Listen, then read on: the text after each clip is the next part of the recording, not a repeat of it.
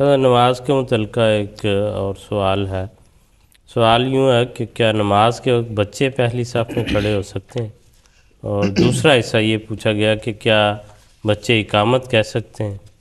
جی، بات یہ ہے کہ حضور صلی اللہ علیہ وسلم کے عہد مبارک میں چونکہ اس وقت اس طرح الگ الگ ہال نہیں تھے، الگ عورتوں کی جگہ نہیں ہوتی تھی، تو نماز میں جو صفوں کی ترتیب تھی وہ حضور صلی اللہ علیہ وسلم امام کے بعد پہلے مرد اور اس کے بعد بچوں کی صف اور اس کے بعد عورتوں کی صف ہوتی تھی.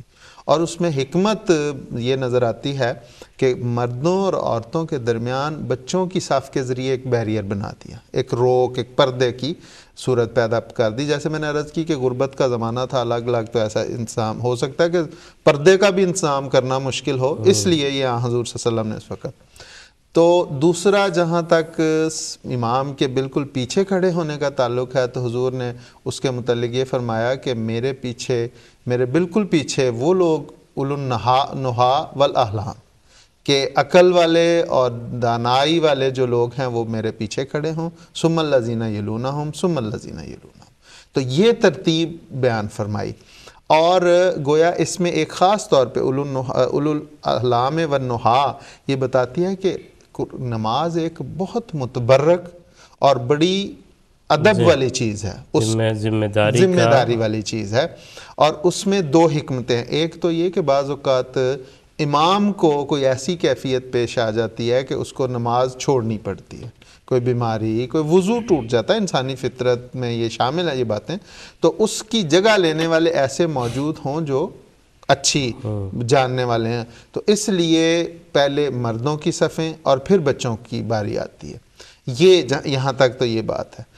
اور دوسرا یہ ہے کہ اولو النہا والاحلام میں یہ بھی کہ چونکہ عقل کی بات ہو رہی ہے، بچوں میں بعض ایسی کیفیت ہوتی ہے کہ بے عقلی کی باتیں بعض اوقات کر جاتے ہیں، اپنی ناسمجھی میں، اپنی کم عقلی میں بعض اوقات شرارت ہو جاتی ہے، کوئی کہہ کا نکل آتا ہے، اور اس میں بیچاروں کوئی ایسا قصور نہیں ہوتا، وہ مکلف نہیں ہے. جی. اور ان کی اس وجہ سے چونکہ وہ مکلف نہیں ہیں، اس لیے ان کی وجہ سے دوسرے لوگوں کی نماز خراب ہونے کا اندیشہ، اس لیے ان کو پیچھے رکھا.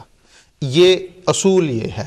لیکن جہاں تک اس بات کا تعلق ہے کہ بعض سمجھدار بچے جو عقل دانائی رکھتے ہیں اور وہ اگر آ کے بیٹھ گئے ہیں تو پھر اس صف سے انہیں اٹھانا مناسب نہیں ہے. ہاں یہ ہے کہ امام کے بالکل پیچھے ویسی جگہ ایک مخصوص ہوتی ہے ایسے لوگوں کے لیے جو جن کے متعلق یہ بھی گمان کیا جاتا ہے کہ وہ پہلے آ کے بیٹھیں گے. ہم نے اپنے دیکھا مسجد مبارک ربوہ میں بھی پھر بزرگ آ کے پہلے وہاں پہ بیٹھا کرتے تھے، نوافل پڑھتے تھے، پھر حضرت صاحب تشریف لاتے، تو وہ جگہ مخصوص ہوتی ہے. اس کے علاوہ اس کے ارد گرد اگر بچے باقی امام نہیں ہیں اور نماز، پھر دوسری بات یہ کہ نماز شروع ہو گئی، اس وقت یہ تو نہیں کہ بچوں کو کہا جائے کہ نہیں پیچھے ہی کھڑے ہوں، پھر اگر اگلی صف میں جگہ موجود ہے تو وہ کھڑے ہو سکتے ہیں. تیسرا اس کا پہلو یہ کہ نہ صرف یہ کہ وہ کھڑے ہو سکتے ہیں، اگر سمجھدار اور عقل والے ہیں تو وہ امامت بھی کروا سکتے ہیں. حضور صلی اللہ علیہ وسلم کے عہد مبارک میں حضرت عمر بن سلمہ رضی اللہ تعالیٰ عنہ کے متعلق آتا ہے کہ چھوٹی عمر کے تھے اور فتح مکہ کے موقع پہ یہ مسلمان ہوئے، اور اس قبیلے میں یہ چونکہ وہاں سے قافلے مسلمانوں کے گزرا کرتے تھے تو قرآن کریم وہ پڑھتے تھے، تو یہ کہتے ہیں میں بھی وہ یاد کر لیا کرتا تھا. تو جب ہمارا قبیلہ مسلمان ہوا تو اس میں کوئی اور امامت کروانے والا نہیں تھا، میں ہی امامت، مجھے قرآن کریم آتا تھا تو میں نے وہ سمجھ کے نماز کس طرح پڑھائی جاتی ہے تو امامت میں کرواتا رہا. تو وہ بچہ ہونے کے بنا پہ امامت بھی کرواتے رہے. اس لیے اس سوال کے دوسرے پہلو کو بھی حل کر دیا کہ نہ صرف اقامت، وہ تو امامت بھی کروا سکتا ہے.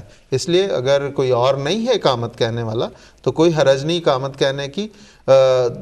اور بعض اوقات بچوں کو اذان دلوائی جاتی ہے تاکہ ان کو وہ سیکھیں، وہ سمجھیں.